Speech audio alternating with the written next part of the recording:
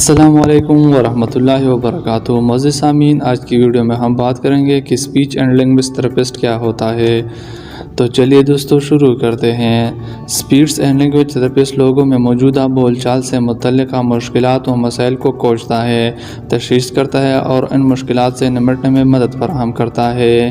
جو افراد کھانے پینے اور چبانے میں مشکل پاتے ہیں اس سلسلے میں ان کی مدد کرتا ہے۔ جو لوگ سرجری کے بعد یا اعصابی نیورولوجیکل مسائل کا شکار ہوتے ہیں ان کی بحالی میں بھی معاونت کرتا ہے۔ اسکول یا کالج کی تعلیم کے بعد بطور معاون آپ اس شعبے میں کام کر سکتے ہیں۔ تاہم باقاعدہ اسپیچ اینڈ لینگویج تھراپسٹ بننے کے لیے آپ کو اس کے ساتھ اسپیچ اینڈ لینگویج تھراپی میں ڈگری کے لیے جز وقتی تعلیم حاصل کرنی ہوگی۔ نیا اسپیچ اینڈ لینگویج تھراپسٹ ماہرین کی ٹیم کے ساتھ مل کر کام کرتا ہے، جس میں ٹیچر، نرسیں، ڈاکٹر اور ماہر نفسیات شامل ہوتے ہیں۔ تھراپسٹ کی حیثیت سے رجسٹرڈ ہونے کے بعد آپ کلینکل تجربہ حاصل کر سکتے ہیں اور تجربے کے بعد تھراپی کی کسی مخصوص شعبے میں جا سکتے ہیں۔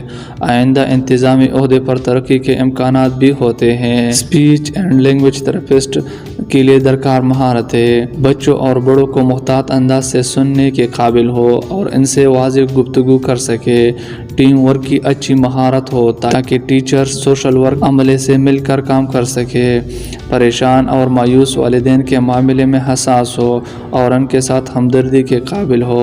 مینوں کو سمجھنے کے لیے تفصیل پر توجہ کر سکتا ہو تاکہ درست تشخیص ممکن ہو۔ مستقل مزاج اور مریضوں کو تحریک دینے کی اہلیت رکھتا ہو۔ اسپیچ اینڈ لینگویج تھراپسٹ کی اہم شاخیں: اسپیچ اینڈ لینگویج تھراپسٹ یہ آڈیولوجسٹ اور ENT اسپیشلسٹ ڈاکٹر کے ساتھ مل کر کام کرتا ہے اور ایسے بچوں کا علاج کرتا ہے جو جسمانی یا نفسیاتی سبب سے درست بات نہیں کر پاتے۔ بالغ اور بڑی عمر کے ایسے افراد کو درست بولنے میں معاونت کرتا ہے جو جراحی، فالج، کینسر یا طویل عمری کے باعث نہ بول پاتے ہوں۔ ٹیم لیڈر ایک یونٹ کے عملے اور ان کے کاموں کی نگرانی کرتا ہے یا اسپتال کی مینجمنٹ ٹیم میں شامل ہوتے ہیں۔ یہ چونکہ لیڈرشپ کردار ہے اس لیے اس عہدے کے لیے خاص تجربہ درکار ہے۔ کلینکل ریسرچر یہ مریضوں پر کلینکل ٹرائل کرتا ہے جس کا مقصد طبی طریقہ کار اور میکینیکل پریکٹس کو بہتر کرنا ہے۔ اسپیچ اینڈ لینگویج تھراپسٹ کے لیے کم از کم اہلیت: متعلقہ موضوع میں پوسٹ کی ڈگری اور متعلقہ ادارے سے الحاق اس شعبے میں کام کرنے کے لیے درکار ہے۔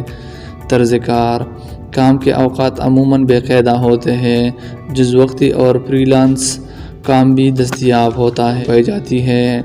کام کا مقام: یہ ہسپتالوں، کمیونٹی سینٹر یا یونٹ میں کام کرتے ہیں۔ معائنے کے لیے مختلف مقامات پر جانا پڑتا ہے۔ مزید اس طرح کی ویڈیو دیکھنے کے لیے ہمارے چینل کو سبسکرائب کریں۔ شکریہ۔